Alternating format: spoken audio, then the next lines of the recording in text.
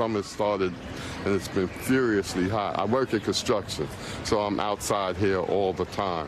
And the last 2 summers have been, like, really brutal. So you can really tell the difference. You want to make sure that you're also keeping an eye on kids, elderly, and pets during this time. And above all, remember the basics. Stay hydrated, keep water nearby, and stay cool when you can.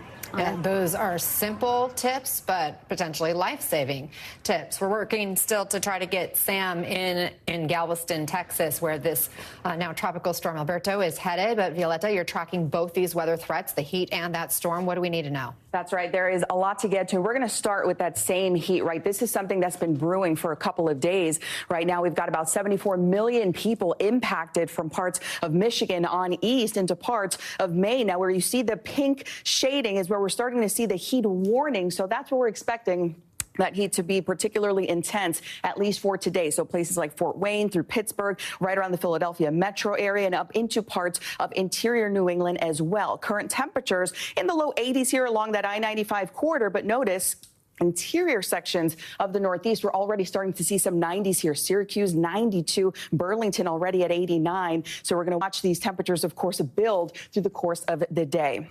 So heat indices likely to be into the triple digits here. Parts of New York State on into New England, 105 all the way up in Bangor. Again, it does not get quite that hot typically in that part of the country, in and around New York. A little bit more borderline into the upper 80s. For air temperatures, but heat indices into the lower 90s. So temperatures right around New York through points west likely to be generally 5 to 10 degrees above normal. But once you start to get up into New England, we're talking 15 to 20 degrees above normal. For tomorrow, this is going to continue. Look at these numbers. They're pretty similar. Philadelphia getting up to 94 in terms of how it's going to feel, and even up into parts of New York State likely to feel like the triple digits as well. So this is going to go on even for this weekend. I do think we're going to get some relief here across the Northeast, parts of New England into right around the New York City area, but places like Philadelphia, 97 for the high on Friday, 95 on Saturday, and into the mid-90s still as we head into Sunday. So minimal relief across New England, but it is still going to be baking here across the mid-Atlantic through parts of the Midwest and the Ohio Valley as well.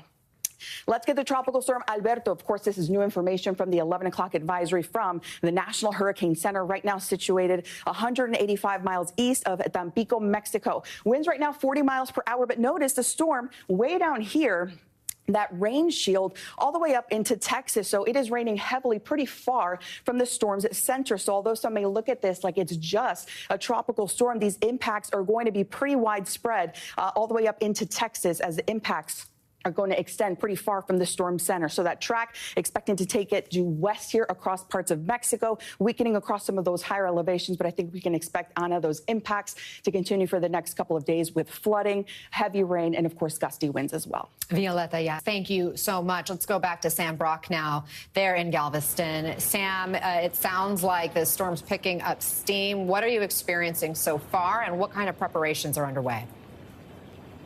Sure, Anana, our apologies for the technical difficulty there. Yeah, we're just outside of Galveston now. We passed the San Luis Pass, and I'm standing here, Freeport, Texas. This next band of rain just popped up, and as we're getting that, look over my shoulder. This is a home development called Treasure Island. The treasures that we're seeing right now are, unfortunately, people's lawn chairs and pillows and other items floating up. I just saw a couple that are coming in from Houston, Dustin and Christine. They're renting a house out here. It's probably 40 or 50 homes, as you can see, raised because of flood-like situations.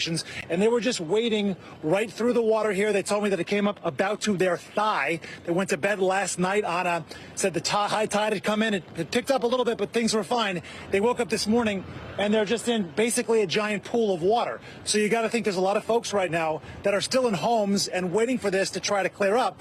But the reality is that you have, a couple of days, today and tomorrow, where we're going to be seeing pretty steady rainfall. So this may get worse before it gets better. Trying to communicate with some folks to find out what type of situation they're in addition to that couple. And also some cars are still out there, too. As you can't see it from this vantage point. We're kind of locked in. But all the way up and down this main road, there's just cars where people were able to get them out into a thin strip of land before the water came all the way over here. This development is on one side.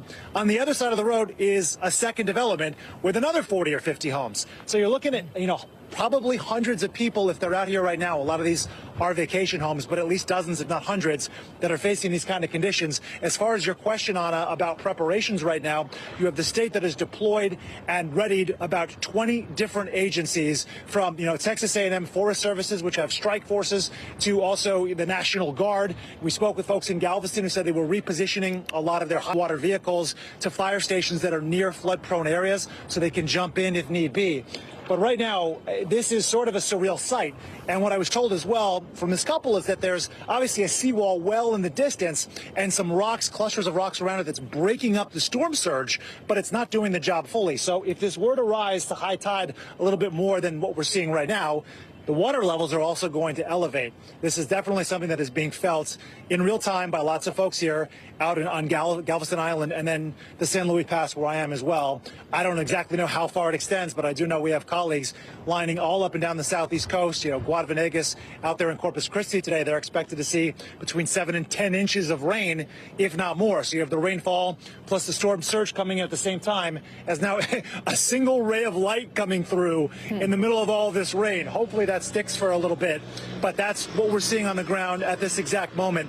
We'll see how it develops over the course of the day, Anna. Sam Brock, thank you so much. Do stay safe, my friend. Too much water there, but too hot and dry so many other places right now as cities boil. There is new pressure on the federal government to adapt its response. A coalition of environmental, labor, and health groups is pushing FEMA to declare extreme heat a major disaster, a move that would unlock federal funding to help local and state governments address safety issues during heat waves like the one we're experiencing right now. I want to bring in Jean Su, Energy Justice Director and Senior Attorney at the Center for Biological Diversity and the lead author of a new petition about all of this. So thank you, Jean, for joining us. Walk us through why this matters, especially now. Thanks, Anna, for having me. Why this matters, I think everything that you just showed in the last 5 minutes illustrates why this matters right now. We are at only the beginning of what is predicted to be another record-breaking year in terms of extreme heat and basically climate-fueled disasters generally. What we saw last year was a horrific record-breaking year where around 1,200 people died, although that's a severe underestimate, and thousands more experienced extreme heat conditions that carry on to today. What we did this year is try to preempt and basically get the federal government, and in particular the Federal Emergency Management Agency, to recognize extreme heat and wildfire smoke as major disasters to help states and local governments with funding for common sense measures to help people from dying and passing out from extreme heat and wildfire smoke. Now, looking at today alone, there are, tens of millions of people facing temperatures above 90 degrees across multiple states here in the U.S. So when we talk about this disaster declaration, if the goal is to boost the resources to the areas facing this major disaster, how would this actually work, practically speaking, when you're not just talking about something fairly isolated to one state or one region? Yeah, absolutely. So because this is an ongoing issue, we're advocating 3 sets of measures. But the first is the most common sense. So it is erecting community resilience centers that have water stations in them. And then in wildfire smoke areas, air filtration systems that you actually can breathe clean air. And the really important parts of these stations, whether they are temporary or permanent because you build them in a public building that exists, is that they are walkable for worker communities and especially communities of color and low-income communities who may not have cooling or air filtration systems at the ready. So the idea is to create these resilience centers and then actually place them strategically in the areas and neighborhoods that need them the most. But in addition to that, we are actually looking at more long-term solutions as well. One of the consequences of extreme heat is that grids are actually buckling right now in terms of electricity. So extreme heat is frying up power lines and actual electricity grids, and that's leading to rolling blackouts, which which means that people won't have electricity to run that life-saving air conditioning or air filtration system. So we're advocating for community solar and storage, which we know from Puerto Rico to the southeast, those have been, if you have a solar on your rooftop, you are able to keep your electricity going and basically withstand these disasters. Interesting ideas, possible solutions. That's what we like to hear. Jean Sue, thank you very much for taking the time. Still ahead, where things stand in Virginia after a wild primary night with big implications for House Republicans and the former president. Plus, how Trump is responding to President Biden's election year executive action impacting some 500,000 undocumented spouses of American citizens. And we will take a closer look at the history and activism behind the Juneteenth holiday with the 97-year-old who helped lead the charge. We're back in 90 seconds.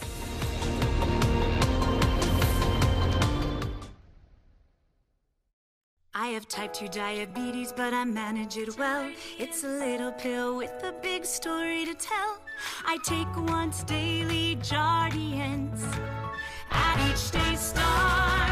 As time went on, it was easy to see. I'm lowering my A1C. Jardians works 24/7 in your body to flush out some sugar. And for adults with type 2 diabetes and known heart disease, Jardians can lower the risk of cardiovascular death too. Serious side effects may include ketoacidosis that may be fatal, dehydration that can lead to sudden worsening of kidney function, and genital yeast or urinary tract infections. A rare life-threatening bacterial infection in the skin of the perineum could occur. Stop Jardians and call your doctor right away if you have symptoms of this infection, ketoacidosis, or an allergic reaction. You may have increased risk for lower limb loss. Call your doctor right away if you have symptoms of infection in your legs or feet. Taking Jardians with a sulfonylurea or insulin may cause low blood sugar. Jardians is really swell, the little pill with a big story to tell. Numbers. They never lie. You can add them, subtract them, multiply, or divide them, and they tell it like it is, whether you like it or not.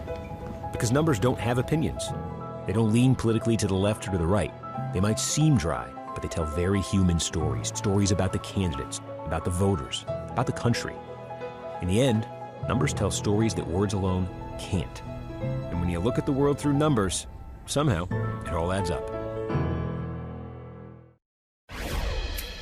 At this hour, still too close to call. No winner yet in the Republican primary in Virginia. House Freedom Caucus Chair Bob Good facing a challenger and attacks from Donald Trump and Kevin McCarthy.